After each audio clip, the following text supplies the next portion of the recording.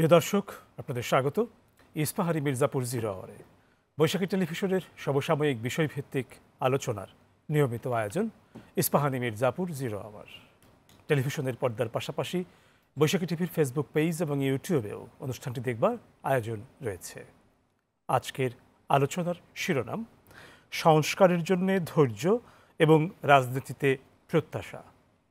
দুজন অতিথি আমাদের মাঝে উপস্থিত রয়েছেন কথা বলবার জন্যে।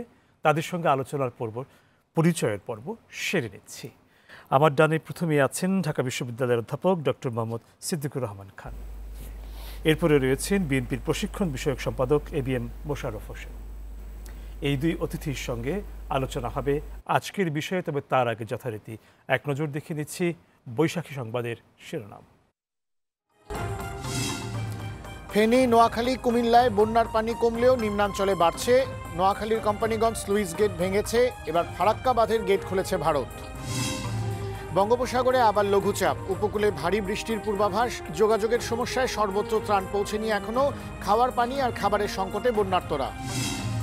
গতরাতে সচিবালয়ের সামনে বৈষম্য বিরোধী আন্দোলনের শিক্ষার্থীদের সাথে সংঘর্ষে 10,000 আনসারের বিরুদ্ধে মামলা, 371 জন কারাগারে।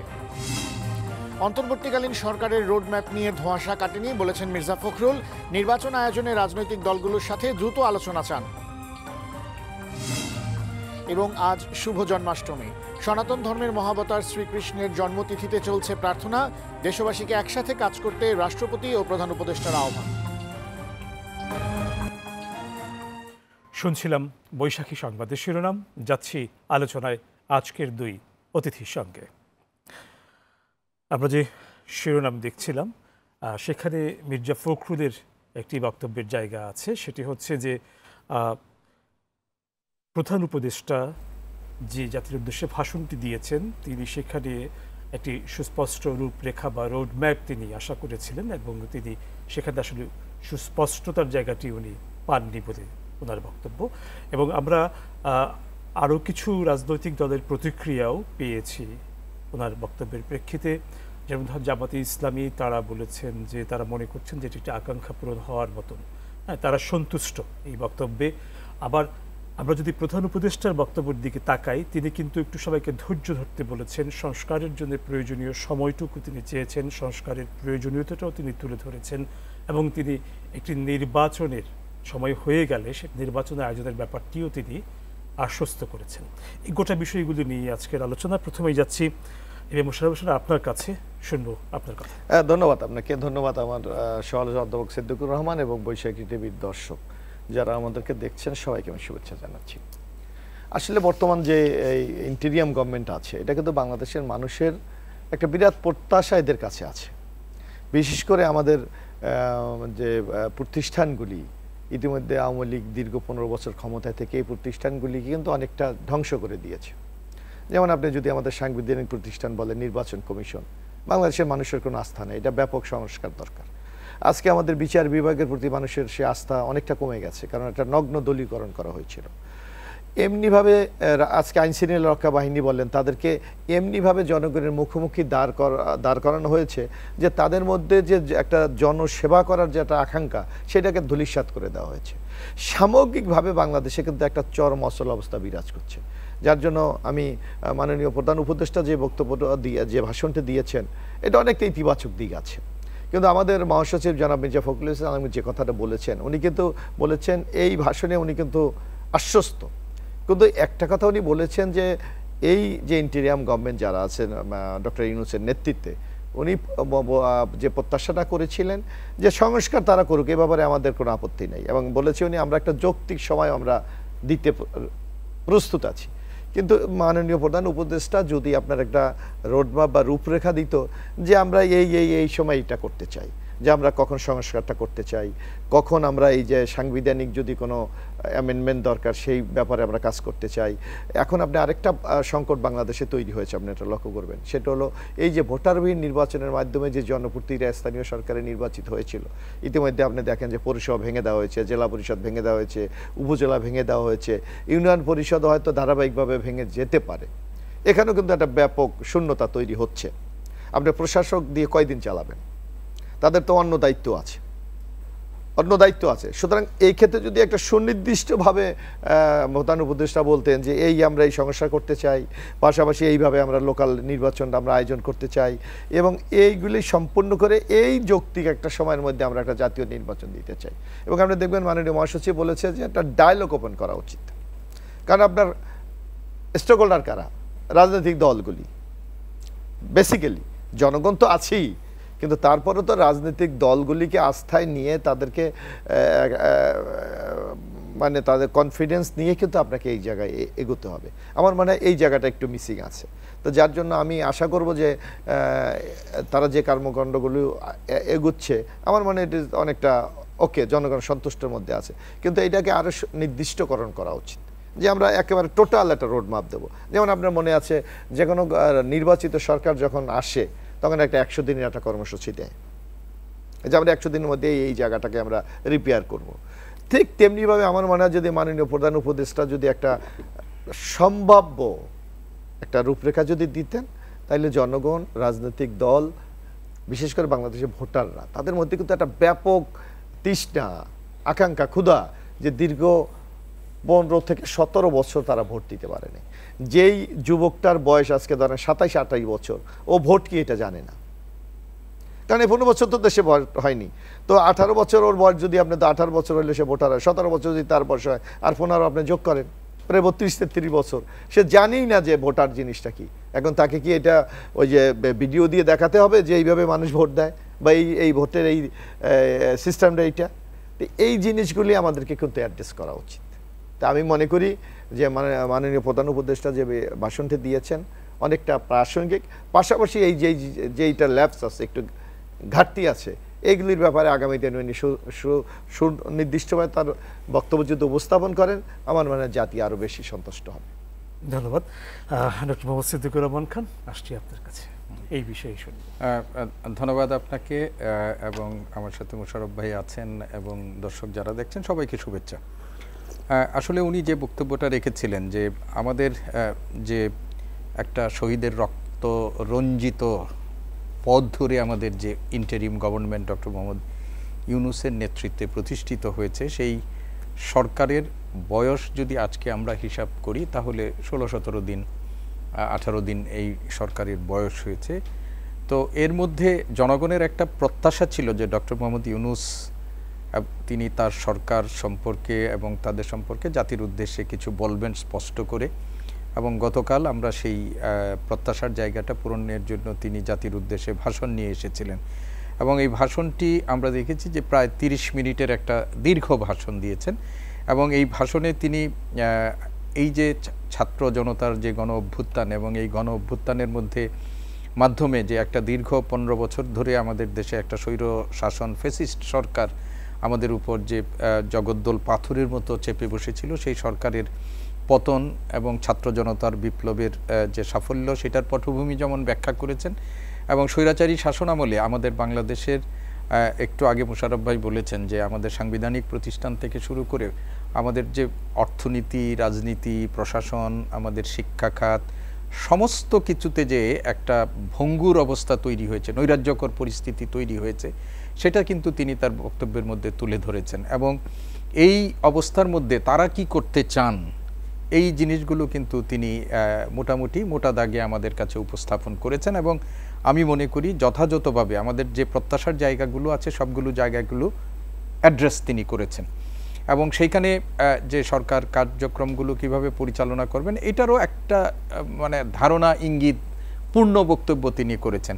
তবে মোশাররফ ভাইয়ের মতো আমিও যে জায়গাটা একমত যে তিনি সব কিছুই বলেছেন তাদের প্রত্যাশা, কিন্তু এই যে ছাত্র জনতার গণ অভ্যুত্থান হলো, এই গণ অভ্যুত্থানের একটা অন্যতম লক্ষ্য হচ্ছে মানুষের গণতান্ত্রিক অধিকার পুনঃপ্রতিষ্ঠা, মানুষের ভোটাধিকার, মানুষের মানে এই যে মানে একটা গণতান্ত্রিক সরকার ব্যবস্থা প্রতিষ্ঠা, জনগণের সরকার প্রতিষ্ঠা, যেটি গণতান্ত্রিক প্রক্রিয়ায় ভোটাধিকারের মাধ্যমে সেটা, এইটা সম্পর্কে তিনি একটু মানে অস্পষ্ট অবস্থানেই তিনি বলেছেন। তিনি বলেছেন যে এই সরকারের মেয়াদকাল কবে শেষ হবে। তিনি বলেছেন আমরা যতদিন ওনাদেরকে মানে দেখতে চাইবো বা তত মানুষ প্রত্যাশা ততদিন, হ্যাঁ। মানুষ ততদিন উনি থাকবেন। নির্বাচনের ব্যাপারেও তিনি এরকমটাই বলেছেন যে আমাদের অনেকগুলো সংস্কারের ব্যাপার আছে, সেই সংস্কারগুলো সম্পন্ন করে একটা যৌক্তিক সময়ের মধ্যেই তিনি হবেন।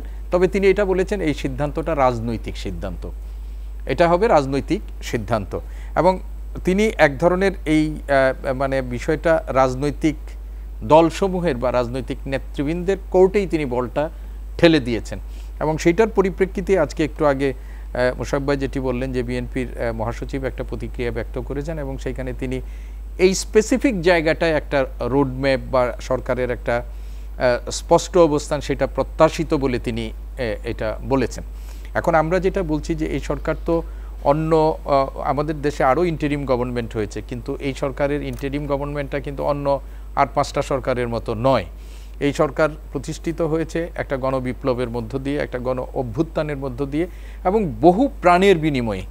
এবং এই যে প্রাণের বিনিময়ে যেটা হয়েছে সেটা হলো যে আমাদের একটা দীর্ঘ স্বৈর শাসনের এবং একটা ফেসিস্ট শাসন ব্যবস্থার হাত থেকে মানে দেশকে মুক্ত করে একটা মানে সুশাসন প্রতিষ্ঠা, গণতন্ত্র প্রতিষ্ঠা, এই ধরনের অনেক অর্থনৈতিক ক্ষেত্রে আমাদের যে উন্নতি হয়েছিল, কিন্তু এই যে লোটপাট, সীমাহীন লোটপাট, তারপরে মানে ধনবৈষম্য তৈরি, এগুলো থেকে একটা রক্ষা করার জন্য এখন ধরেন এইগুলো কতগুলো সংস্কারের ব্যাপারের কথা কালকে আমাদের উপদেষ্টাও বলেছেন।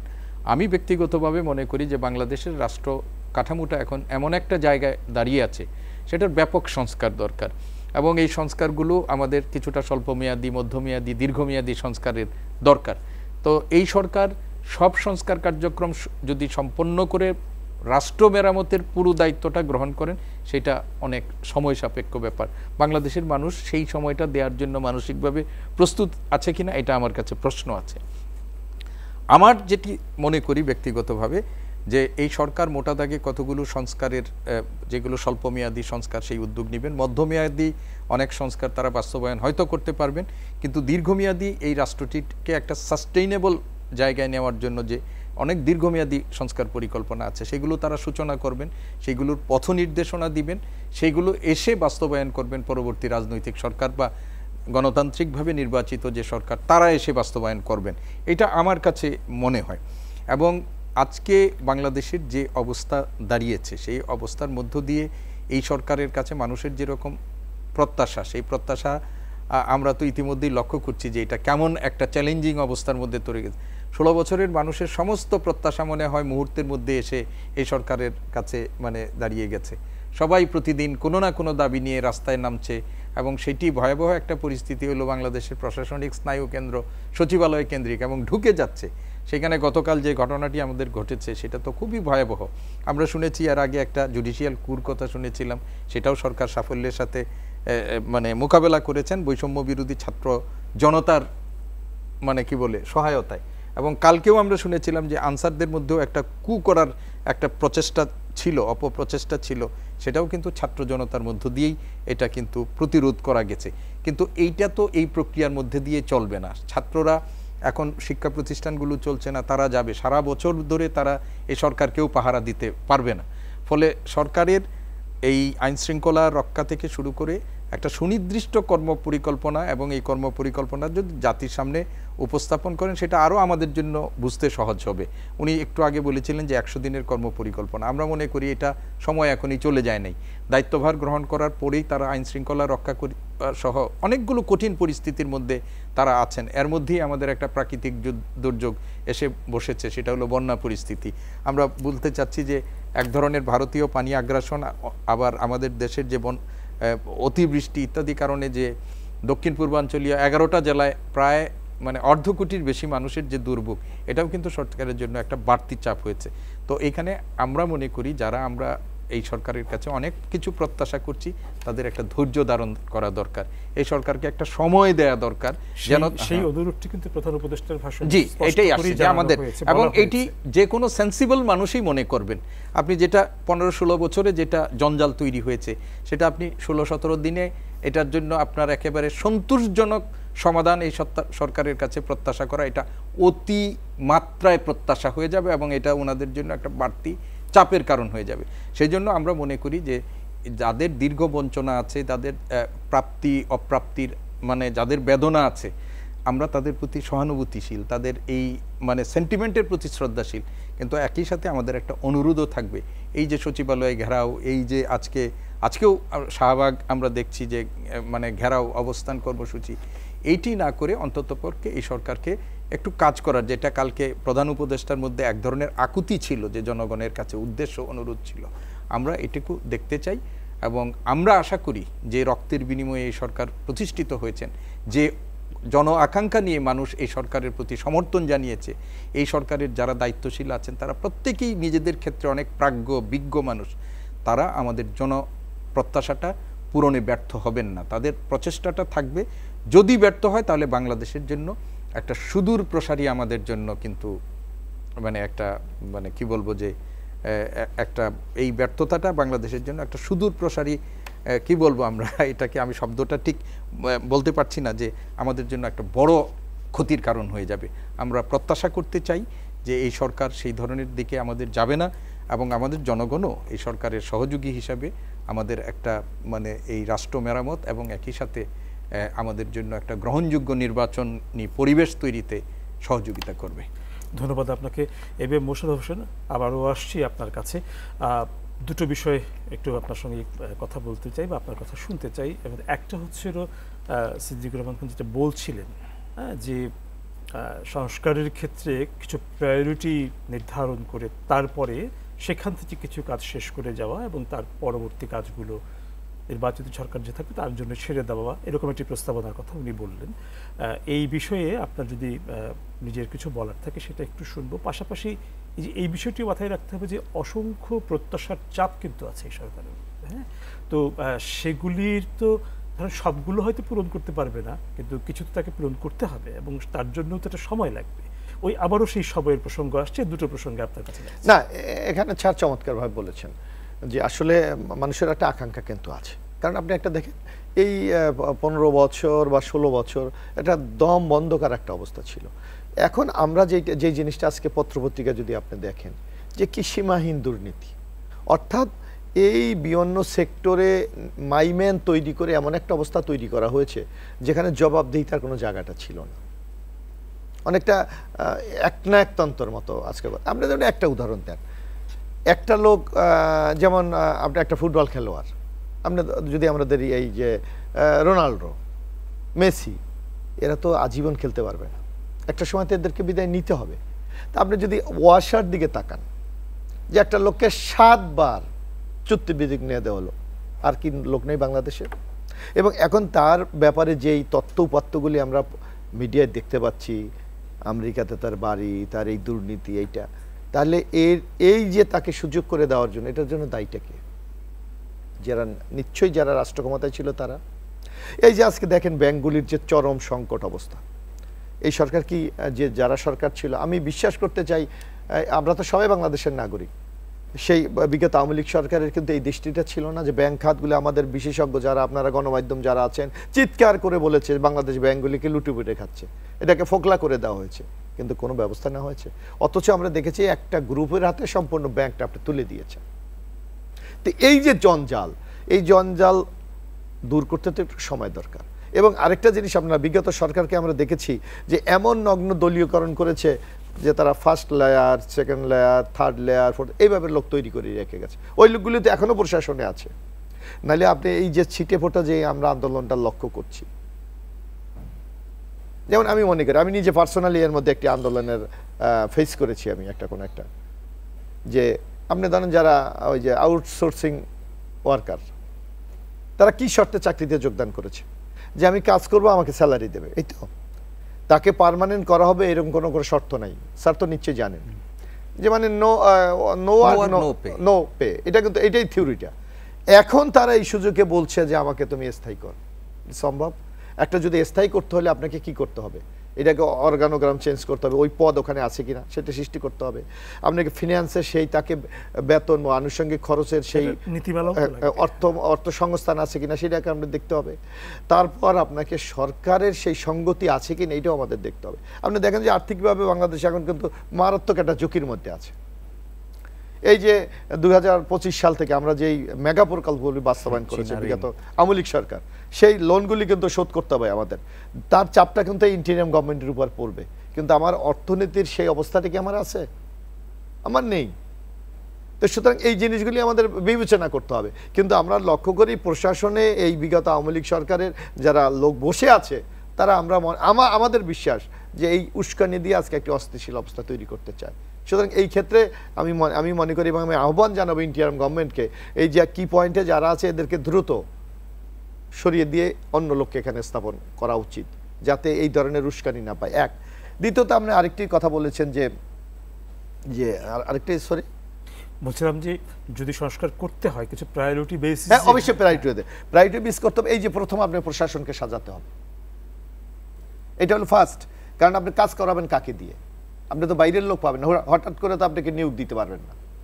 আপনাকে এর মধ্যে থেকে বেছে যারা এই সরকারকে সহযোগিতা করতে পারে এরকম, অথবা পূর্বের সরকার যারা, এই যেমন আপনি মনে করেন যে কথাটি স্যারও বলেছে, আপনি দেখেন যে আমরা জানি, আমরা বিশ্ববিদ্যালয়, স্যারের শিক্ষক, আমিও বিশ্ববিদ্যালয়ের সাথে দীর্ঘদিন জড়িত, আমরা তো বাংলাদেশের ছোট্ট জায়গা, সবাই কিন্তু চিনি কিভাবে নগ্নভাবে বিচার বিভাগে বিচারপতি নিয়োগ দেওয়া হয়েছে। সেখানে আপনি দেখলেন যে কোনো কথা নেই, বার্তা নেই, হঠাৎ প্রধান বিচারপতি একটা জুডিশিয়াল কুর জন্য ডেকেছে। যদি আপনি ওই দিন সেই সভাটা যদি আপিল বিভাগ করতে পারতেন, তাহলে বাংলাদেশের পরিস্থিতি অন্যরকম হতে পারত। তো সামগ্রিক ক্ষেত্রে এই ধরনের ঘাপটি মারার লোকগুলি এখনো বসে, এদেরকে সরাতে হবে। এবং যে কথাটি আপনাকে বললাম, প্রায়োরিটিভাবে প্রশাসন, নির্বাচন কমিশনও আমি মনে করি হাত দেওয়া উচিত। কারণ আপনার লোকাল গভর্নমেন্ট নির্বাচন কতদিন আপনার শূন্য রাখবেন?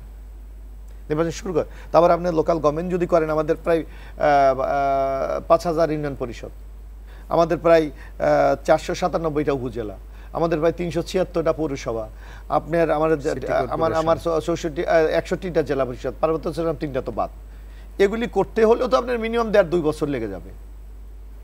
সুতরাং আমার মনে হয় যে এই ইন্টেরিয়াম গভর্নমেন্ট একটা রূপরেখা দেওয়া তো তাদের জন্য খুব কঠিন একটা বিষয় না, আমার কাছে যেটা মনে হচ্ছে। আমি যেটা বর্তমান উদ্ভূত পরিস্থিতি আমি যেটা বুঝি, এটা দিলে আমার মনে জনগণ একটা আশ্বস্ত হবে এবং জনগণ ওই কাজগুলি, এখন আপনার জনগণকেও তো একটা জায়গায় ইনগেজ রাখতে হবে। আপনি একটা জিনিস লক্ষ্য করেন, সকল ক্ষেত্রে থেকে কিন্তু পাবলিক পার্টিসিপেশন উঠে গেছে, কারণ লোকাল গভর্নমেন্টের জনগণ নাই, আপনার পার্লামেন্ট বর্তমানে নাই, একটা ইন্টেরিয়াম গভর্নমেন্ট অনির্বাচিত সরকার ক্ষমতায় বসে এখন দেশ পরিচালনা করছে। সামগ্রিকভাবে জনগণকে আপনার এর সাথে ইনভলভ করতে হবে। ইনভলভ যদি আপনি না করতে পারেন, তাহলে তো একটি সুস্থ প্রশাসন ব্যবস্থা গড়ে তোলা যাবে না। যার জন্য আমার মনে এই জায়গাগুলি নির্বাচন বর্তমান ইন্টেরিয়াম গভর্নমেন্টের ভাবা উচিত। এক, পাশাপাশি যেই সংকটটা তৈরি হয়েছে, যেমন আজকে আমি দেখলাম, স্যারে খেয়াল করেছেন কিনা, যেমন বিসিএস দেখলাম যে এরা 2-3টা পরীক্ষা স্থগিত করেছে বা পরীক্ষা নেবে না, এরকম একটা ব্যাপার। তা আপনি যে কর্মসংস্থানের জন্য মূল আন্দোলনটা ছিল তো কোঠা, আপনাকে এই নিয়োগ পরীক্ষাও চালু করতে হবে দ্রুত গতিতে, যাতে এই তরুণ প্রবন্ন যারা অনেকের চাকরি বয়স শেষ হয়ে যাচ্ছে, এদেরকেও যদি আপনি কর্মসংস্থানে না দিতে পারেন। এক, আরেকটি বড় সমস্যা আপনি দেখবেন, আওয়ামী লীগের আমলে যেটা বড় প্রবলেম হয়েছিল, যে তারল্য সংকটের কারণে আজকে কিন্তু আমাদের বিনিয়োগ অনেকটা স্থবির হয়ে গিয়েছিল। তার মানে বিনিয়োগ যদি না হয়, ইন্ডাস্ট্রিয়াল এনভায়রনমেন্ট যদি আমরা তৈরি না করতে পারি, তো কর্মসংস্থান কিভাবে তৈরি হবে? সুতরাং এই ব্যাংকগুলিকে সচল করে, ব্যবসায়ীদেরকে সচল করে আগামী দিনে এগিয়ে যেতে হবে। সামগ্রিকভাবে একটা পরিবেশ তৈরি করতে হবে যেটা জনকল্যাণমুখী হয়। সেই ক্ষেত্রে যদি সরকার জোর দেয়, আমার মনে হয় এই সরকারের সাফল্য আর কোনো প্রশ্ন বৃদ্ধ হবে না। আমাদের একটা বিরতির সময় হয়ে গেছে, বিরতির পর ফিরবো আবার আপনাদের কাছে। প্রিয় দর্শক, ইস্পাহানি মির্জাপুর 0 আওয়ারে সময় হয়েছে একটা বিরতির। ফিরবো অল্প সময়ের ভিতর, আশা করি সঙ্গেই থাকছেন।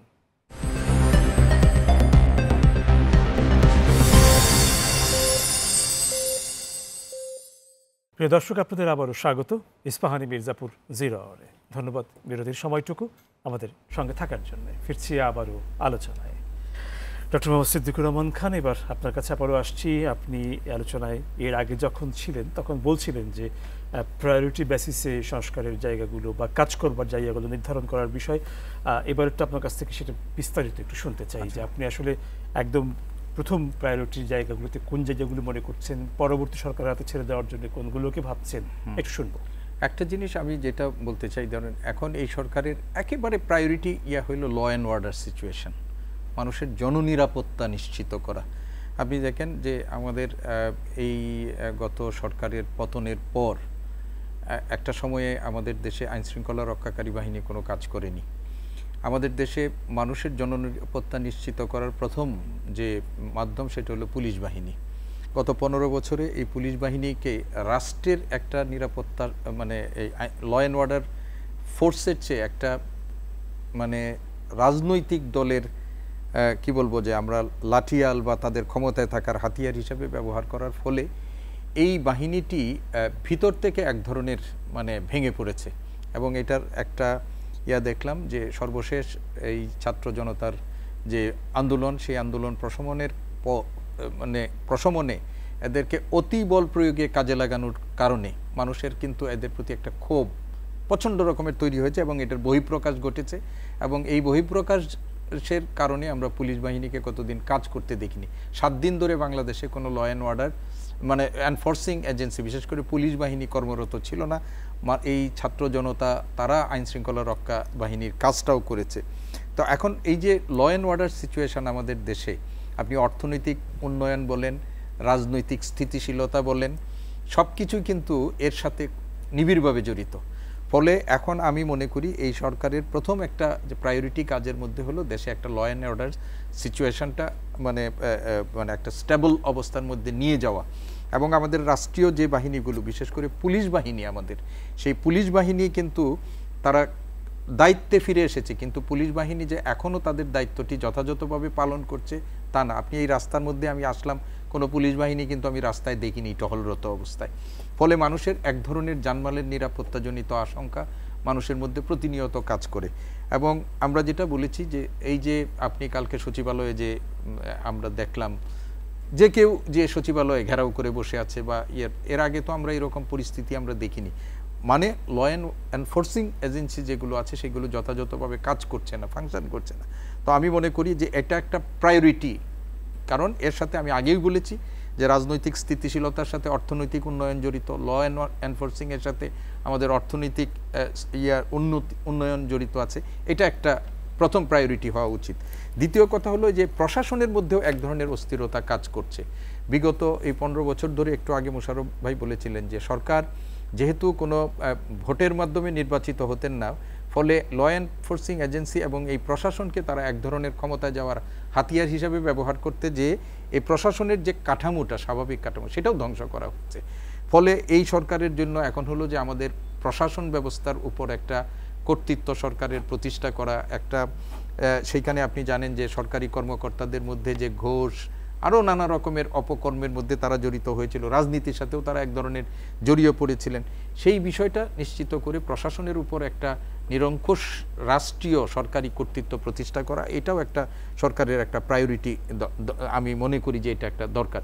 তৃতীয় কথা হলো যে মানুষ কিন্তু একটা দীর্ঘমেয়াদী মূল্যস্ফীতিজনিত কারণে অর্থনীতির আমরা অনেক জটিল সমীকরণ আমরা বুঝি না, বুঝতেও চাই না।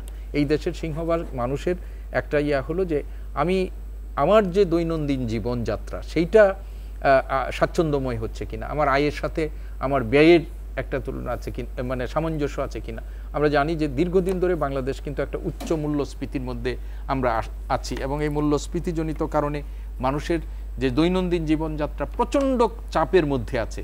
যদিও এই সরকার প্রতিষ্ঠিত হওয়ার পর আমাদের অন্ততপক্ষে বাজার ব্যবস্থায় কিছুটা স্থিতিশীলতা আসছে, তো সেই কারণে আমরা মনে করি যে সরকারের একটা হলো যে মূল্যস্ফীতির হ্রাসটা টেনে ধরে আমাদের যে দৈনন্দিন জীবনযাত্রা বেশিরভাগ মানুষের, সেটা একটু স্বাচ্ছন্দ্যময় করার জন্য ব্যবস্থা।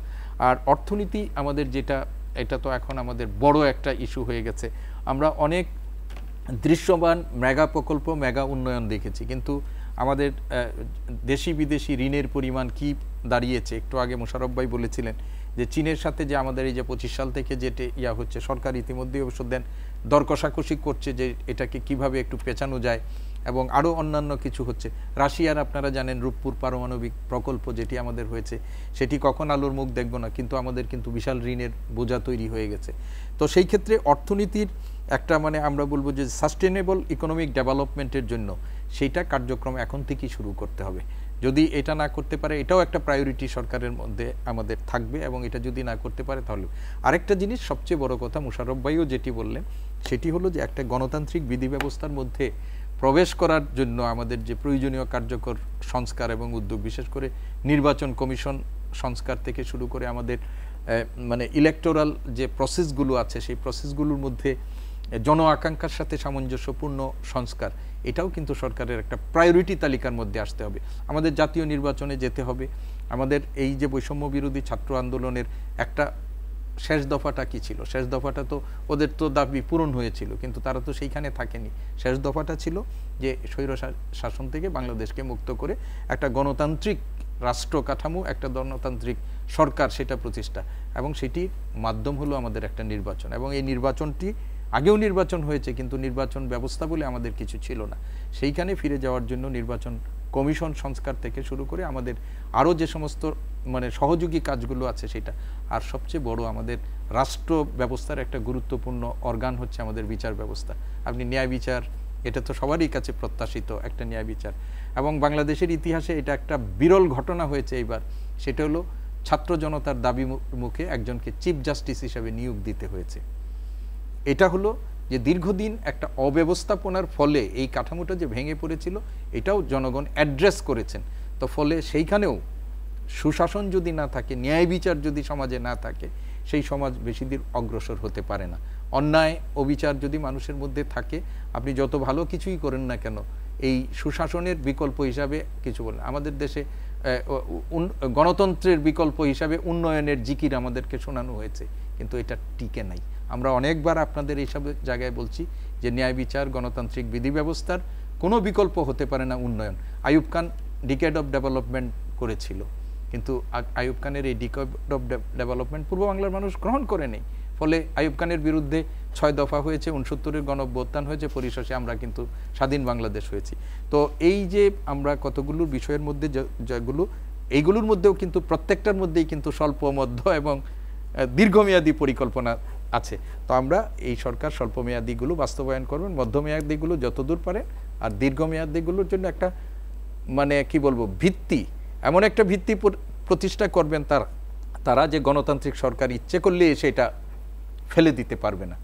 এইটি আমাদের কাছে এখন প্রত্যাশা। ধন্যবাদ ডক্টর মোহাম্মদ সিদ্দিকুর রহমান খান। এবং মোশাররফ হোসেন, যাচ্ছি আপনার কাছে। নির্বাচন নিয়ে যে কথাটা হচ্ছিল, যে নির্বাচন কবে হবে, এটা তো একটা রাজনৈতিক সিদ্ধান্তের বিষয়, এটি প্রধান উপদেষ্টা নিজেই বলেছেন। এবং সেক্ষেত্রে তো ধরেন রাজনৈতিক দলগুলোর পক্ষ থেকে যে আলোচনার যে কথাটি বলা হচ্ছে, সেই ক্ষেত্রে আলোচনাটা শুরু তো আসলে করলেই হবে না, তার একটা প্রেক্ষাপট তৈরি হতে হবে, তারপরে তো আলোচনা, কারণ এর আগে কিছু কাজ থাকে সেগুলি করতে হবে।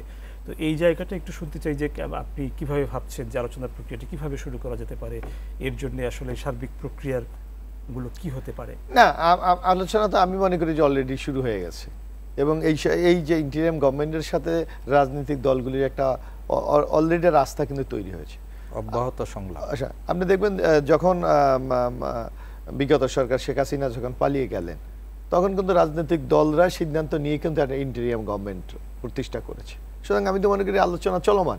বরং আপনি দেখবেন এই যে আমাদের যে বর্তমান কনস্টিটিউশন কিন্তু ইন্টিরিয়াম গভর্নমেন্ট বলে কোনো কিছু নেই। এটা কিন্তু ঐক্যমতের ভিত্তিতে হয়েছে। তারপর আপনি দেখেন এরপর রাজনৈতিক দলগুলির সাথে প্রতিনিয়ত কিন্তু প্রধান উপদেষ্টা আলোচনা হচ্ছে। সুতরাং আমি মনে করি আলোচনা তো অব্যাহত আছে। এইটাকে আপনি আনুষ্ঠানিকভাবে রূপদান করার জন্য আমার মনে হয় রাজনৈতিক দলগুলিকে ডেকে মাননীয় প্রধান উপদেষ্টার নেতৃত্বে যে প্রশাসন আছেন, তারা ডেকে একটা মতামত নিতে পারে যে তারা কি প্রত্যাশা করে, অথবা ইন্টিরিয়াম গভর্নমেন্ট কতটুকু সহযোগিতা দরকার। এই দুই দলের মধ্যে যদি একটা আস্থার পরিবেশ তৈরি হয় দুই পক্ষের মধ্যে, তাহলে আমার মানে আলোচনায় কোনো প্রতিবন্ধকতা হওয়ার তৈরি না। কারণ বাংলাদেশে আপনি যদি হিসাব করেন, এখনো পর্যন্ত কিন্তু মনে হচ্ছে না যে আস্থার সংকট আছে, সেটা কিন্তু মনে না নাই। আমি বলছি যে এই যে বক্তব্যগুলি রাজনৈতিক দলগুলির পক্ষে থেকে, এইটাও আমার মানে অনেকটা দূর হয়ে যাবে। সুতরাং এখানে একটা চমৎকার একটা উইন সিচুয়েশন কিন্তু আছে বর্তমানে। এখন হলো আপনি গণতন্ত্রটা কিভাবে আপনি প্রতিষ্ঠা করবেন, সেক্ষেত্রে রাজনৈতিক দলগুলির ডিজায়ারটা কি। আমরা তো মনে করছি, যেমন আমরা যারা নাগরিক আছি, আমরা মনে করছি যে আমাদের এখন নির্বাচন কমিশনের প্রবলেম, আমরা মনে করছি বিচার বিভাগের সংকট, আমরা মনে করছি প্রশাসনের নগ্ন দলীয়করণ সংকট, আমরা মনে করছি এই যে সাবজেক্টেবল আইন শৃঙ্খলা রক্ষা করা বিরাট সংকট, আর পাশাপাশি আরেকটা নতুন যে সমস্যা উদ্যোগ হয়েছে, এই যে বিভিন্ন দাবি দেওয়া, সেইটারও বা কতটুকু যুক্তি আছে।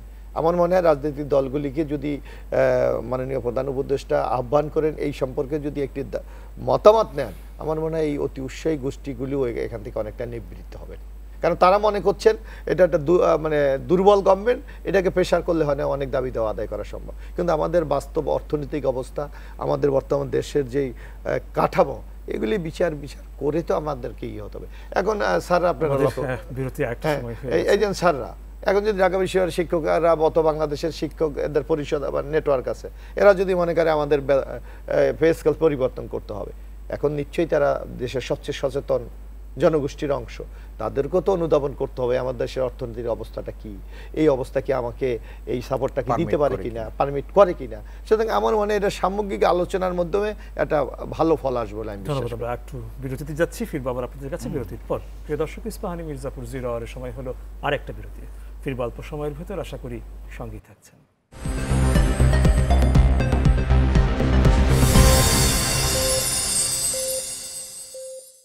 প্রিয় দর্শক, আপনাদের আবারও স্বাগত ইস্পাহানি মির্জাপুর 0 আওয়ারে। ধন্যবাদ বিরতির সময়টুকু আমাদের সঙ্গে থাকার জন্য। ফিরছি আলোচনায়। আমাদের অনুষ্ঠানের তৃতীয় পর্বে এসে গেছে এবং এটি শেষ পর্ব। অল্প একটু সময় নিয়ে এসেছি আপনাদের কাছে, আলাদা করে প্রশ্ন করছি না। আলোচনার ধারাবাহিকতায় যদি আপনাদের কিছু বলার বাকি থাকে সেটা একটু শুনবো। প্রথমেই যাচ্ছি সিদ্দিকুর রহমান খান আপনার কাছে। আমি শুধু এটুকু বলতে চাই, দেখেন আমি শুরু করেছিলাম যেটা, যে একটা মানে রক্তস্নাত বিপ্লবের মধ্য দিয়ে এই সরকার প্রতিষ্ঠিত হয়েছে এবং এই সরকারের কাছে মানুষের প্রত্যাশা থাকবে এবং এই প্রত্যাশার প্রতি আমি ব্যক্তিগতভাবে শ্রদ্ধাশীল। কিন্তু আমাদের একটা সবার প্রতি অনুরোধ থাকবে যে এই সরকারকেও একটা যৌক্তিক সময় যেন আমরা দেই, এক। আর দ্বিতীয় কথা হলো যে আন্দোলনের মধ্য দিয়ে আমরা এটা পেলাম, এই যে একটা বন্যা পরিস্থিতি মোকাবেলা করার জন্য গোটা দেশ কিন্তু ঐক্যবদ্ধ হয়েছে এই সংকট মোকাবেলা করার জন্য, এবং একটা ভালো কিছুর জন্য আমরা এই মুহূর্তে আমরা দেশবাসীর কাছে এটাই প্রত্যাশা করব যে আমরা একটা ঐক্যবদ্ধভাবে একটা আগামী যে স্বপ্নের বাংলাদেশ আমরা দেখছি সেটা বিনির্মাণের জন্য এই সরকারকেও আমরা সহযোগিতা করব এবং এই সরকারও এটি মনে রাখবেন যে তাদের কাছে মানুষের যে প্রত্যাশা, সেই প্রত্যাশাটুকু পূরণের জন্য তাদের পক্ষ থেকে যেন কোনো ঘাটতি না থাকে এবং এই দেশের মানুষও যেন একটা সময় মানে এসে না বলেন যে আমরা এদের কাছ থেকে রেহাই চাই, এইটা যেন এই তাদের কর্মকাণ্ডের মধ্য দিয়েও প্রতিফলিত না হয়। আরেকটা জিনিস হলো যে দেশের শিক্ষা প্রতিষ্ঠান থেকে সব শুরু করে সব জায়গায় ওনারা হয়তো একটা সংস্কারের দিকে যাবেন, এই সংস্কার করতে গিয়ে এমন কোনো পদক্ষেপ যেন না হয় যেটি তাদের জন্য পরীক্ষা নিরীক্ষা করতে যেয়ে আরও বড় মূল্য না দিতে হয়। এটাও কিন্তু আমাদের এই সরকারের কাছেও প্রত্যাশা, অর্থাৎ একদিকে জনগণের দায়িত্বশীল আচরণ এবং একই সাথে সরকারেরও কাছেও আমরা প্রত্যাশা করব যে প্রত্যাশার সাথে বা জন আকাঙ্ক্ষার সাথে সামঞ্জস্য রেখে তাদের কর্মকাণ্ড পরিচালিত হবে। আমরা একটা আগামী সুন্দর বাংলাদেশের মানে যেটা আমরা করি সেটার প্রত্যাশায় আমরা থাকব। ধন্যবাদ আপনাকে। মোশাররফ হোসেন, আমি একটু অন্যভাবে বলতে চাই। আমি বলতে চাই যে এই সরকার দেখেন একটা বিরাট প্রত্যাশা নিয়ে কিন্তু ক্ষমতা এসেছে এবং বাংলাদেশটাকে আমরা এখন যা দেখছি পত্রপত্রিকায় যে একটা বাংলাদেশকে একটা ভঙ্গুর বাংলাদেশে তৈরি করেছে। এই যারা এই ঘটনাগুলোর সাথে জড়িত, আপনি একবার এক একটা সময় যেমন 90 গণ অভ্যুত্থানে আপনার একটা বিপ্লব সংঘটিত হয়েছে, যারা রক্ত দিয়েছে, আমরা কি যারা এই ঘটনার সাথে জড়িত তাদের বিচার কি আমরা পেয়েছি? পাই। আমি ব্যক্তিগতভাবে যতটুকু জানি আমরা পাইনি। সুতরাং এবারও যেই হত্যাকাণ্ড সংঘটিত হয়েছে, যেই নারকীয় যে দুর্নীতি লুটপাট হয়েছে, এগুলির দৃষ্টান্তমূলক শাস্তি ব্যবস্থা করবে এই ইন্টেরিয়াম গভর্নমেন্ট, এইটা আমরা প্রত্যাশা করি। আর নয় কিন্তু মানুষ বারবার হচ্ছে, এই যেমন আপনি মনে করেন এই আন্দোলন, একটা সময় বাংলাদেশি আন্দোলনগুলো তো রাজনৈতিক দল করে, এবার কিন্তু আপনি দেখবেন একটু ভিন্ন ক্যারেক্টারে হয়েছে। এবার কিন্তু ছাত্র জনতা এর সাথে রাজনৈতিক দলগুলি কিন্তু এক হয়ে রাজনৈতিক দলগুলি মাঠ তৈরি করেছে। এটা যদি একটা রাজনৈতিক দলকে অস্বীকার করা, তারা কিন্তু একটা মাঠ তৈরি করে দিয়েছে। সেই মাঠের সর্বশেষ ফিনিশিং এর কাজটা করেছে কিন্তু ছাত্র সমাজ। কারণ আপনি একটি জিনিস লক্ষ্য করবেন, আমি দেখেছি, আপনার নিশ্চয়ই মনে আছে একটা চিত্র, আপনি একটু খেয়াল করেন, ছবিতে দেখিয়েছে ছেলেকে হাতে দড়ি বেঁধে নিয়ে যাচ্ছে পুলিশ, মা পিছন দিকে এসে ছেলের পিঠে থাপ্পড় দিয়ে বলছে, যাও বাবা আমরা মাঠে আছি। আপনি কি এই চিত্র বাংলাদেশে দেখেছেন? অর্থাৎ সবারই একটি প্রত্যাশা, এই যে দমবন্ধ একটি বাংলাদেশ, এই বাংলাদেশ থেকে সবাই কিন্তু মুক্তি পেতে চেয়েছিল। আজকে সেই ঘটনাটা হয়েছে। তো সুতরাং এই যারা এই ঘটনাগুলোর সাথে জড়িত, যারাই দুর্নীতি করেছে, লুটপাট করেছে, বাংলাদেশের সুনাম ক্ষুণ্ণ করেছে, বিচারটি নিশ্চিত, এর বিচারটা কিন্তু নিশ্চিত করতে আর হবে। স্বৈরাচারী ব্যবস্থা যেন আমাদের আরেকটু ব্যাপার, আমি একটু বলতে চাই, সামগ্রিক এই অবস্থার জন্য একটা লোক কিন্তু দায়ী আজকে বাংলাদেশে, সেটা হলো সাবেক বিচারপতি খায়রুল হক। তার ব্যাপারে কিন্তু কেউ একটা কথা উচ্চারণ করছে না। সে কেয়ারটেকার ব্যবস্থাটা বাতিল করে দিয়ে আজকে বাংলাদেশে কিন্তু এই অবস্থা তৈরি করেছে। আমি মনে করি যে আমাদের রাজনৈতিক দল, ছাত্র সমাজ, এই বৈষম্য ছাত্র আন্দোলন সবার একটা দাবি তোলা উচিত, এই খায়রুল হক গংদের বিচার বাংলার মাটিতে হওয়া উচিত, যাতে আর কোনো মায়ের বুক খালি না হয়। আজকের মতন যেতে হচ্ছে, আমাদের সবাই উত্তীর্ণ হয়ে গেছে। আপনাদের ধন্যবাদ আজকে এই আলোচনায় অংশ নেওয়ার জন্য। প্রিয় দর্শক, ধন্যবাদ আপনাদেরকেও এই আলোচনায় আমাদের সঙ্গে থাকার জন্য। কাল আবারও দেখা হবে ইস্পাহানি মির্জাপুর 0 আওয়ারে, কথা হবে অন্য কোনো বিষয়ে। সে পর্যন্ত সবাই ভালো থাকুন, সুস্থ থাকুন, শুভরাত্রি।